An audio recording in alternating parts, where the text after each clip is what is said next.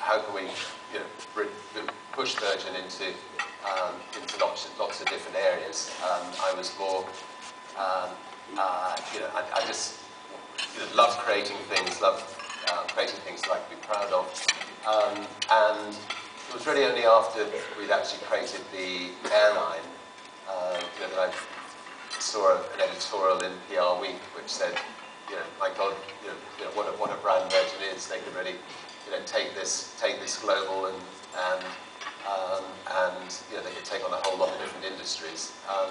And at that time, maybe, I think we actually decided we were going to get somebody on board of the company to protect the brand, make sure that we had it registered on a global basis, make sure that we fought to protect something which we'd stumbled across, which was very valuable.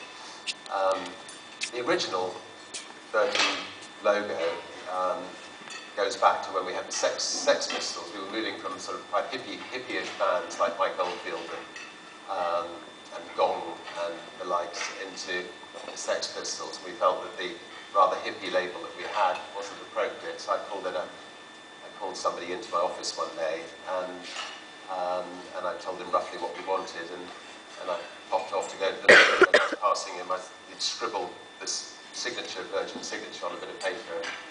Actually, thank you very much. That's what I want to get paid. So I showed him the door, and we had our brand. So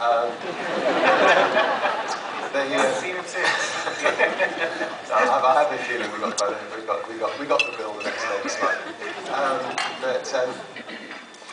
But we were lucky. We were extremely lucky with the brand. I mean, if you're trying to think of starting a new company, you want to try to come up with a brand that can work internationally. So trying to come up with a name that works in Japan as well as in Canada is not easy. Trying to find a name that's not already been registered by somebody else is tough. Trying to come up with a catchy logo. In those days, when I was, when we first came up with Virgin, I was 16 years old, and it was a slightly risque name. The registry office refused to register it because they said it was rude. I had to sit down and write a long letter to the registry office explaining why Virgin was the opposite of rude, and that every mother would be proud of the name, etc., etc., etc. And anyway, finally, they took about 2 years, but they finally relented and let us register the brand. When you started out in music, was that sort of a long-term goal? Were you hoping to sort of stay in music, or were you already thinking about diversification? Oh no, I was very much hoping to stay in music, and I mean, we just, the last two signings were the Rolling Stones and Janet Jackson. I've been trying to sign the Rolling Stones for 20 years, and tremendously exciting. We got the biggest independent record label in the world, and tremendous bands on board.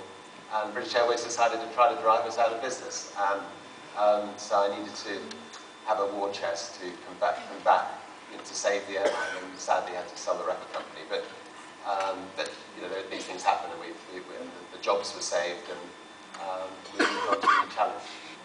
What kind of thinking lies behind those challenges? What are the challenges that sort of most appeal to you?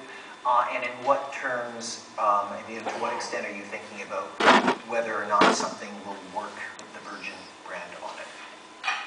Well, I think, first of all, for most people, when you're building a company and you haven't got any financial backing to the company, the only word that really matters is survival. And for many years, survival is the key.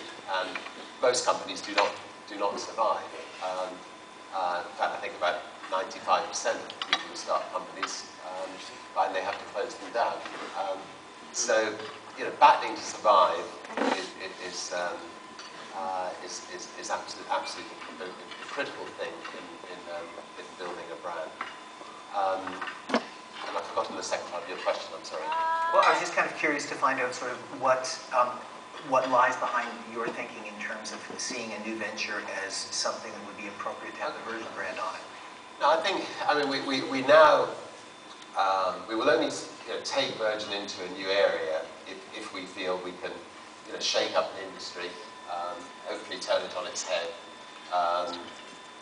enhance the brand value as a result of moving in on that particular industry, and make a real difference and do something that we're really extremely proud of doing.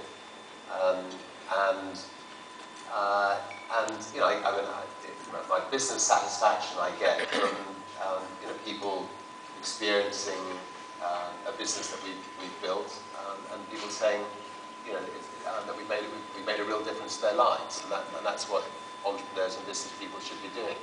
If you don't achieve that, you most likely haven't succeeded. You haven't succeeded in your life, or you've wasted your life.